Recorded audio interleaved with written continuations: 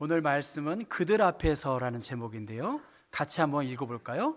그들 앞에서 예수님께서 그 모습이 변화된 모습에 대한 내용을 여러분 알고 계실 것입니다. 1990년에 성동구에서 교회를 개척하고 이제 중량구에 시티 교회라는 교회가 세워졌다고 합니다. 그 교회는 13년 정도 어려움 속에서 교회가 안정을 이루고 교회가 건축이 된 그러한 교회였는데 한 명이 이단에 빠져서 교회에 큰 어려움이 있었다고 합니다. 그 어려움 중에서 YWAM이라고 하는 예수 전도단 로렌 커밍햄 목사님께서 그 교회를 방문하셔서 말씀을 전해 주셨다고 합니다. 그 목사님이 이렇게 말씀했대요. 제자가 되려고 한다면 안 좋은 생각이나 안 좋은 말은 절대로 하지 말아라. 안 좋은 생각, 안 좋은 말은 절대로 하지 말고 하나님께 맡겨라. 하나님께 맡겨라. 그 말씀을 주셨는데 그 전해주신 말씀을 그 조희서 목사님께서 잘 간직하고 어려운 상황이었지만 안 좋은 생각보다는 하나님께 모든 상황을 의뢰하고 기도하고 끝까지 버텼다는 거야. 끝까지 버티니까 오늘과 같이 아름다운 그 지역사회와 호흡을 같이 하는 그러한 아름다운 성도들과 함께 성공적인 목회를 할 수 있었다고 말합니다. 그 조희서 목사님은 이렇게 말해요. 교회는 다양한 인성과 품성을 가진 사람들이 교회라고 하는 한 공간에 모이기 때문에 예상할 수 없는 수많은 그러한 일들이 발생한다는 거예요. 여러분, 교회가 다양한 사람들이 모여 함께 예배를 드리기 때문에 어떤 일들이 벌어지는지 예측하기가 어렵습니다. 그런데 하나님께서 정말 성실하고 신실한 교인들을 보내주셨기 때문에 교인들에 대한 걱정을 덜고 열성적으로 목회에만 집중해서 그 시티 교회가 굉장히 안정적인 그러한 목회가 이루어졌다라고 그 목사님은 말씀을 하고 있습니다. 오늘 이 변화산상의 이야기, 우리가 너무나 잘 알고 있는 말씀입니다. 예수님께서 베드로와 야고보와 요한을 변화산으로 데리고 가셨지요. 그리고 예수님의 그 얼굴이 변형되었다라고 말합니다. 예수님의 얼굴이 변형되었다는 것은 예수님이 얼굴이 막 달라진 것이 아니라 이것은 수동태야. 다른 사람을 통해서 이렇게 그 얼굴이 달라졌다는 거예요. 하나님께서 의도를 가지고 예수님의 그 얼굴과 모습을 이렇게 바꾸어 주셨다. 그렇게 이야기하고 있습니다. 이 변형된 배후에는 하나님이 예수님의 얼굴을 다르게 해서 했다는 것이죠. 얼굴뿐만이 아니겠지요. 그 얼굴이 해같이 빛났고 그 옷이 빛과 같이 휘어졌다라고 하는 것을 성경은 이야기합니다. 그리고 예수님 주변에 오른쪽과 왼쪽에 누가 있죠? 모세가 있고 엘리야가 있습니다. 모세는 누굴까요? 모세는 선지자의 모델입니다. 모세는 무덤이 없어요. 거의 신과 같은 존재입니다. 선지자의 모델이라고 한다면 엘리야는 어떤 사람인가요? 메시아의 선구자입니다. 엘리야와 같은 사람이 나타날 것이다. 그것으로 말라기는 끝나고 신약에 예수께서 오시는, 그러니까 죽기 전 하늘로 그대로 들림을 받은 존재가 엘리야입니다. 그러니까 모세와 엘리야가 예수님과 대화하는 모습이 그 세 제자를 통해서 보게 되었습니다. 그러니까 굉장히 큰 감동을 받은 베드로는 주님을 위하여, 모세를 위하여, 엘리야를 위하여 그 기념할 수 있는 기념물을 짓겠습니다 라고 그 이야기를 하니까 하늘로부터 호련히 빛난 구름이 그들을 덮었고 구름 속에서 소리가 나서 이는 내 사랑하는 아들이요 내 기뻐하는 자니. 그러니까 예수님께서 내 사랑하는 아들이고 내 기뻐하는 자니 너희는 그 예수 그리스도의 말씀을 들으라, 그렇게 말씀하셨습니다. 그리고 눈을 떠보니까 예수 외에는 아무도 보이지 아니했고 그 두려움 속에 서 있는 제자들에게 예수님은 손을 내시면서 일어나라, 두려워하지 말라고 그렇게 말씀하셨고, 그 8절 예수 외에는 아무것도 보이지 않은 그 제자들과 함께 산에서 내려올 때 인자가 죽은 자 가운데에서 살아나기 전에 너희들이 본 것을 아무에게도 말하지 말라. 그것이 오늘 1절부터 9절까지의 내용입니다. 그런데 17장 1절 엿새 후에, 그러니까 이 변화산에서의 사건이 있기 엿새 전에 어떠한 일이 벌어졌는데 예수님은 제자들과 사람들에게 너희들은 나를 누구라고 하느냐? 그렇게 물어보셨어요. 여러분, 예수님은 누구실까요? 우리가 믿는 예수님은 정말 어떤 분이실까요? 너희는 나를 누구라고 하느냐? 여러분은 정말 예수님을 어떤 분으로 믿고 고백하시냐는 것입니다. 이 예수님에 대한 물음에 대하여 베드로는 주는 그리스도시요 살아계신 하나님의 아들이십니다.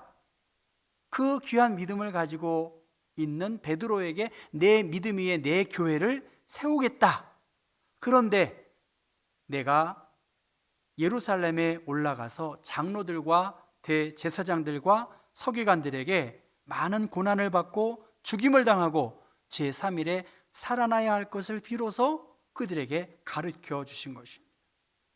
그 일이 당신에게 이루어지지 않았으면 좋겠습니다 말했던 베드로에게 사탄아, 내 뒤로 물러나라. 너는 나를 넘어지게 하는 사람이다. 그렇게 주님이 책망하셨죠. 그러면서 나를 따라오려거든 자기를 부인하고 자기 십자가를 지고 나를 쫓으라. 그렇게 말씀하셨습니다. 그러면서 그 다음에 여기에 서 있는 사람 중에 죽기 전에 인자가 왕권을 가지고 오는 것을 볼 자들도 있다 하는 말씀입니다. 그러니까 앞으로 펼쳐질 일들을 엿새 전에 이미 말씀해 주셨고 베드로와 야고보와 요한에게 예수 그리스도의 영광스러운 모습들 그리고 그 황홀경을 이 제자들이 경험하게 된 것입니다. 앞으로 펼쳐질 제자들의 삶은 순탄하지 않아요. 모든 것을 버리고 예수님을 쫓았는데 스승은 십자가에 죽을 것이고 제자들은 뿔뿔이 흩어질 그러한 상황이었습니다.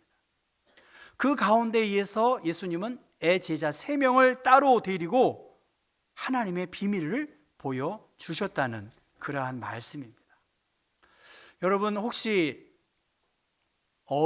어른 김장하라는 그 다큐멘터리를 보신 분 계신가요? 한 분 보셨어요. 한 분. 또 제가 여러분 중에 한 분 MBC, 2분. 어이구, 고사님 아니시죠? 2분. 예, 고맙습니다. 저는 안 봤어요.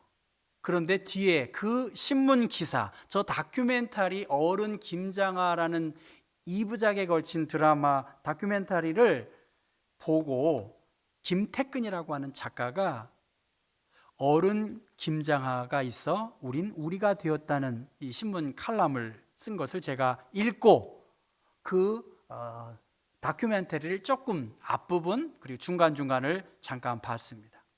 저 김장하 선생은 지금 79세이십니다. 경남 사천과 진주에서 60년 동안 한약방을 운영한 그러한 분이신데 이 한약방을 박리다매로 해서 돈을 굉장히 많이 버셨다는 거예요. 그 많이 돈을 장학금으로 많은 학생들에게 장학금을 주었고요. 고등학교를 세웠답니다. 명신고등학교인가요? 그 고등학교를 세웠는데 한 100억 정도 되는 반듯한 고등학교를 세우고 국가에 환원을 했다고 합니다. 뿐만이 아니라 지역 신문사, 경상국립대학, 예술문화단체, 환경단체, 가정법률 상담소 같은 여러 사회단체를 많이 도왔다는 거예요. 그런데 한 번도 인터뷰를 하지 않았다고 합니다. 지난해 5월 한약방 문을 닫으면서 이제 김장하 선생은 이제 다 나누어진 거예요. 차도 없습니다. 가진 것 없는, 그리고 놀아보지 않아서 놀 줄 모르는 평범한 노인으로 여러분 뒷모습 보시면 흐리긴 하지만 그 걸음걸음이 노년의 모습입니다. 근데 그분은 이렇게 말했어요. 아픈 사람들, 괴로운 사람들을 상대로 내가 돈을 벌었다. 이 땀과 눈물, 이 아픔에 있는 돈을 내가 벌었는데 내가 함부로 쓸 수가 없었다. 그렇잖아요. 내가 다른 일로 돈을 벌었다면 뭐 이렇게 멋있게 쓸 수 있었을 텐데, 아픈 사람들, 괴로운 사람들을 상대로 내가 돈을 벌었는데 내가 이것을 차근히 모아서 사회에 환원하기 위해서 그 일을 시작했다고 합니다. 아무런 보답, 아무런 보상, 아무런 반대 급부도, 심지어 고맙다는 인사치레도 김장하 선생은 거절했다고 합니다. 남을 돕고 그 흔적을 지운다는 것이 결코 쉬운 일이 아니었음에도 불구하고 철저하게 자신을 다스렸고, 그 장학금을 받고 훌륭하게 되어진 그 제자들이 찾아와서 그 은혜를 갚겠다고 한다면, 아니다, 사회에다가 더 좋은 일을 많이 해라, 그렇게 돌려보내기도 했고요. 또 어떤 장학금을 받은 그 사람은 내가 많은 돈을 받았는데 성공하고 출세하지 못해서 선생님 너무나 죄송합니다, 그렇게 이야기했더니, 내가 무엇을 바라고 한 것이 아니다. 우리 사회는 평범한 사람들이 지탱하고 있는 거다. 네가 평범하게 그 자리에서 잘 지키면 되는 것 아니겠느냐 하면서 그 장학금을 준 어른을 이렇게 격려했다는 것입니다. 아름다운 모습입니다. 저는 저 말은 모르지만 돈은 뭐라고 그래요? 똥이다. 모아두면 악취가 나지만 흩어뿌리면 거름이 된다, 그렇게 이야기하고 있습니다. 우리 교회에도, 여러분 가운데에도 우리 경복교회의 귀한 신앙의 헌신과 섬김을 보여주셨던 많은 어른들이 계세요. 그래서 저는 그 어른들을 보면서 정말 깊이 감사하고 존경하고 있습니다. 어떻게 그렇게 헌신하고 섬기실 수 있을까? 굉장히 감사해요. 그런데 이런 어른과 같은 사람들이 점점 줄어들고 있는 현실을 저는 굉장히 깊이 생각합니다. 오늘 설교 준비하면 제가 워밍업을 제가 많이 하는데 손으로 꼽아요, 돌아가신 분들을. 제 두 손가락이 5년 조금 안 됐는데 10분이 넘고 13, 14분 그렇게 제가 장례를 인도했습니다. 급격한 변화 속에서 가치관이 달라지고 있는 그 상황에서 어른들이 점점 교회를 떠나고 세상을 떠나고 그 다음 자녀들이 이 교회를 지키고 있지 못하는 현실을 보면서 저는 교회 교육자들에게 한 생명에게 최선을 다하자. 제가 현선이 통해서 이렇게 온 아이들이 꽤 있거든요. 우진이는 어떠냐? 제가 꼭 물어봐요. 모르는 거죠. 저 자녀들이 어떠한 일들을 펼칠지. 어른의 역할이 굉장히 중요합니다. 먼저 믿는 사람이 어른의 역할을 감당해야 되겠죠. 아까 시티교회 목사님처럼 교인들에 대한 걱정을 덜고 열성적으로 목회하고 전도하고 힘을 낼 수 있는 일들을 위해서 어른들이 역할을 감당하셔야 되겠어요. 먼저 믿는 분들이 근심이 되지 않고 디딤돌이 되고 큰 울타리가 되고, 그래서 우리 교회의 미래, 우리 가정의 미래를 살펴가야 되지 않겠는가. 정말 먼저 믿은 자로서 예수님은 다른 사람들에게 중요한 것이 아니에요. 로마에 있는 너희들 그리스도인들이 예수를 잘 믿어야 된다라고 말씀하신 것과 오늘 본문은 일맥상통하고 있습니다. 어떤 역할을 감당해야 할까? 이 변화산에서 예수님께서 제자들에게 주신 말씀, 하나님께서 제자들에게 주신 말씀, 특별히 예수님께서 많은 제자들이 있지만 그 중에 12제자를 택했고 그 12제자 가운데 3명의 제자를 남다르게 택하셔서 그들과 시간을 보내면서 하나님의 나라의 비밀을 함께 공유하고 있습니다. 기독교를 염려하고 또 걱정하고 있는, 수치적으로 통계적으로 어려운 것이 사실입니다. 그런데 우리의 생각과 가치관을 다시 한번 질문해야 할 것이에요. 우리 기독교 복음은 처음부터 그렇게 화려하거나 그렇게 엘리트 같은 사람들이 하나님의 나라의 운동을 펼친 것이 아니에요. 좀 부족하고 좀 못 배우고 좀 가진 것이 없는 자들이, 그러한 민중들이 복음을 받아들이고 하나님의 나라에 대한 거룩한 운동을 펼쳤지, 다수의 힘 있는 돈 많은 그러한 사람들이 하나님의 나라의 운동을 펼친 것이 아니에요. 부족하고 연약한 존재들이지만 하나님의 나라에 대한 믿음과 소망을 가지고 하나님께서 복 주실 것을 믿고 그 일을 위해서 힘을 모았다는 거예요. 그 소수의 베드로와 야고보와 요한과 같은 사람들이 바로 여러분들이고, 여러분들이 그 어른과 같은 역할들을 감당하면 어떠한 어려움 속에서도 하나님이 헤쳐나가게 하시지 않겠냐는 거예요. 한국 기독교 기념관이라는 재단 법인이 있다고 합니다.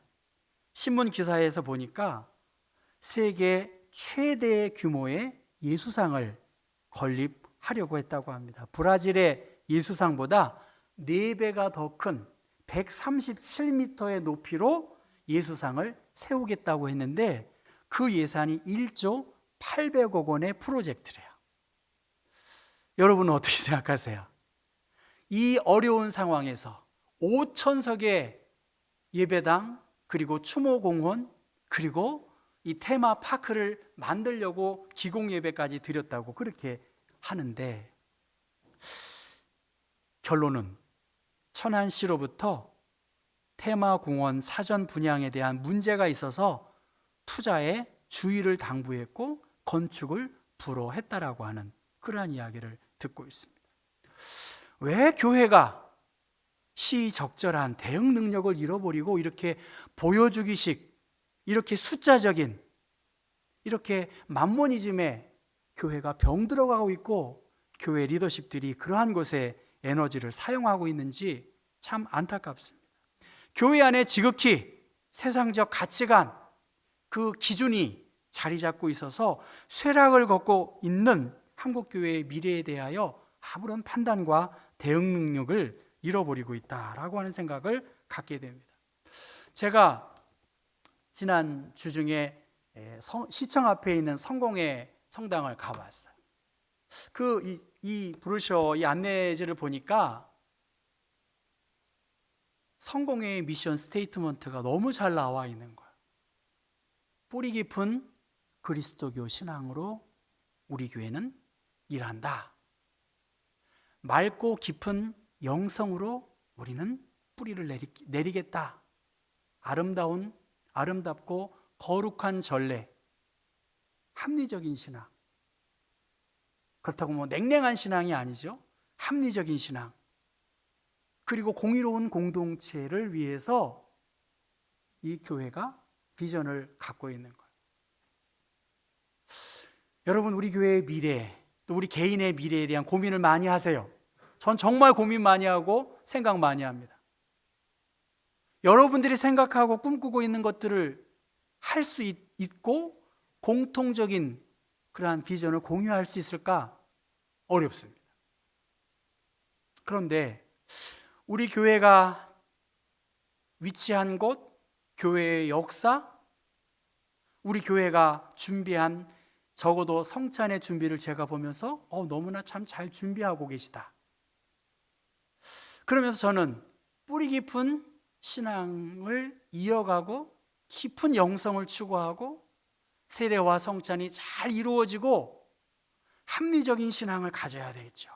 지금 1조 원이 넘는 돈으로 돈벌이 하려고 하는, 그것도 기독교 연합 단체들이 거기에 또 이해 관계에 얽혀 있는 그런 연합기관의 모습을 보고 안타깝습니다. 왜 교회가 이념의 문제를 가지고 좌로우로 나뉘어지고 있어요? 우리는 하나님의 공의를 위해서 정직하게 신앙의 양심을 가지고 가야 되지 않겠냐는 거예요. 저는 우리 교회의 어른 되시는 분들이 다른 고민도 많으실 거예요. 근데 그게 우선이 아니에요, 사실은.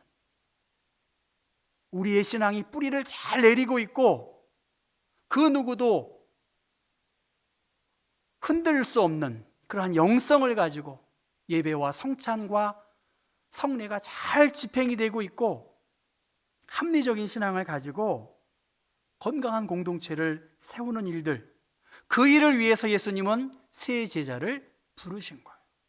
그 제자들의 가야 할 길들은 굉장히 어렵습니다. 여러분에게 지금 어른이 다른 사람이 어른이 아니에요. 여러분들이 어른이신 것 같아요. 저도 50대 중반이 넘어보니까 저도 어느새, 전 아직도 30대 중반이라고 생각해요. 왜냐하면 한국을 떠날 나이가 그때였기 때문에. 그런데 아니에요. 제가 노회를 대표해서 총회에 가서 어떤 그 위원회 일들도 하게 되고요, 어떤 의견을 개진할 수 있어요. 여러분 모두가 어른이세요.